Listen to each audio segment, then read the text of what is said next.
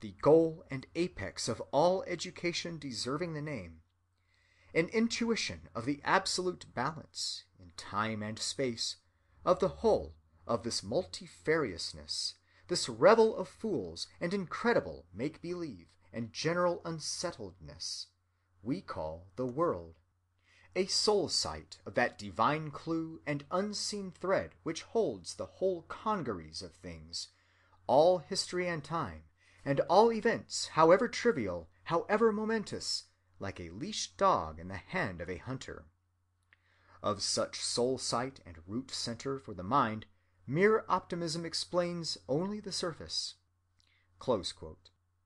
Whitman charges it against Carlyle that he lacked this perception. End footnote. I could easily give more instances, but one will suffice. I take it from the autobiography of J. Trevor. Quote, "One brilliant Sunday morning, my wife and boys went to the Unitarian chapel in Macclesfield. I felt it impossible to accompany them, as though to leave the sunshine on the hills and go down there to the chapel would be, for the time, an act of spiritual suicide. And I felt such need for new inspiration and expansion in my life. So, very reluctantly and sadly, I left my wife and boys to go down into the town, while I went further up into the hills with my stick and my dog. In the loveliness of the morning and the beauty of the hills and valleys, I soon lost my sense of sadness and regret.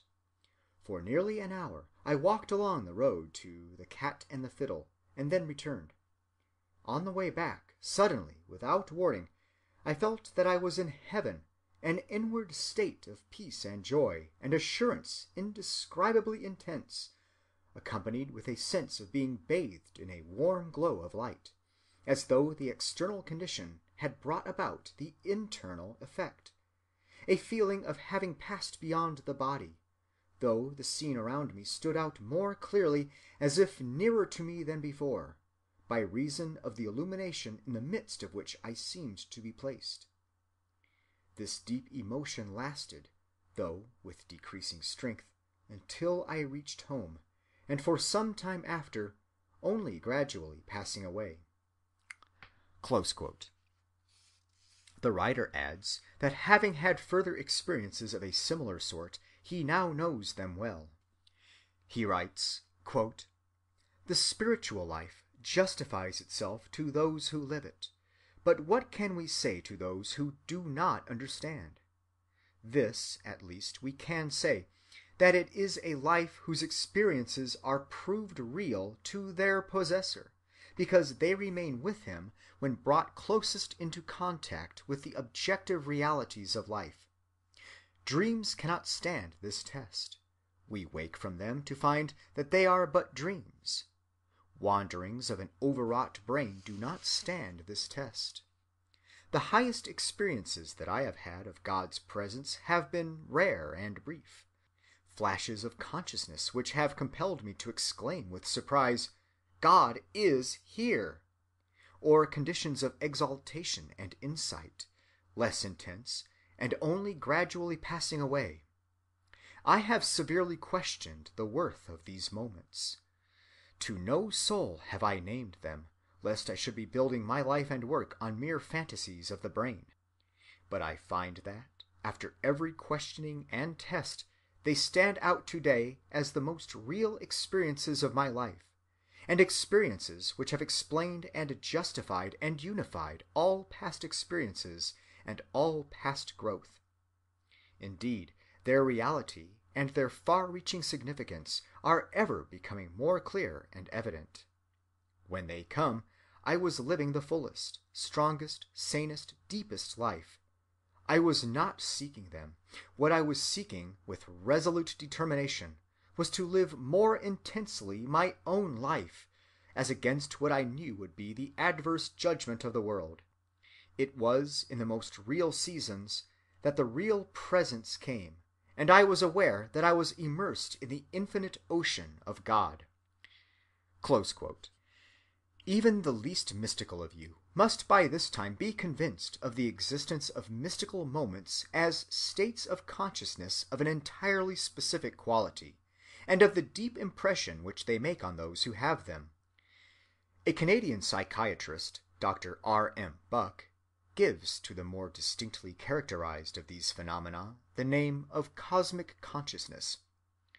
Says Dr. Buck, quote, "Cosmic consciousness in its more striking instances is not simply an expansion or extension of the self-conscious mind with which we are all familiar, but the superaddition of a function as distinct from any possessed by the average man as self-consciousness is distinct from any function possessed by one of the higher animals.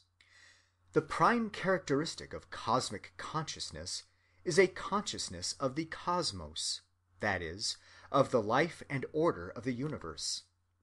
Along with the consciousness of the cosmos, there occurs an intellectual enlightenment which alone would place the individual on a new plane of existence, would make him almost a member of a new species.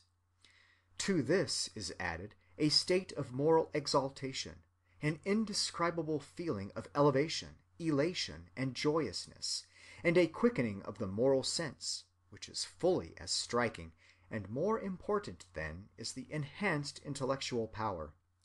With these come what may be called a sense of immortality, a consciousness of eternal life, not a conviction that he shall have this, but the consciousness that he has it already." Close quote. It was Dr. Buck's own experience of a typical onset of cosmic consciousness in his own person which led him to investigate it in others. He has printed his conclusions in a highly interesting volume, from which I take the following account of what occurred to him.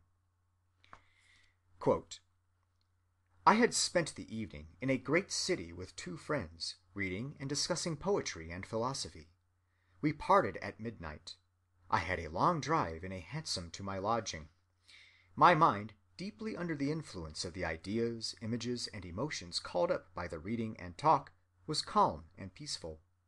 I was in a state of quiet, almost passive enjoyment, not actually thinking, but letting ideas, images, and emotions flow of themselves, as it were, through my mind. All at once, without warning of any kind, I found myself wrapped in a flame-colored cloud. For an instant I thought of fire, an immense conflagration somewhere close by in that great city. The next, I knew that the fire was within myself. Directly afterward there came upon me a sense of exaltation, of immense joyousness, accompanied, or immediately followed by, an intellectual illumination impossible to describe.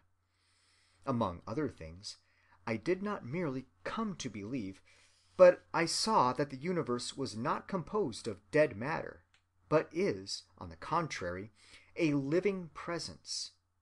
I became conscious in myself of eternal life. It was not a conviction that I would have eternal life, but a consciousness that I possessed eternal life then. I saw that all men are immortal, that the cosmic order is such that without any peradventure all things work together for the good of each and all, that the foundation principle of the world, of all the worlds, is what we call love, and that the happiness of each and all is in the long run absolutely certain. The vision lasted a few seconds and was gone, but the memory of it and the sense of the reality of what it taught has remained during the quarter of a century which has since elapsed. I knew that what the vision showed was true. I had attained to a point of view from which I saw that it must be true. That view, that conviction, I may say that consciousness, has never, even during periods of the deepest depression, been lost." Close quote. We have now seen enough of this cosmic or mystic consciousness, as it comes sporadically. We must next pass to its methodical cultivation as an element of the religious life. Hindus, Buddhists, Mohammedans, and Christians all have cultivated it methodically. In India, training in mystical insight has been known from time immemorial under the name of yoga. Yoga means the experimental union of the individual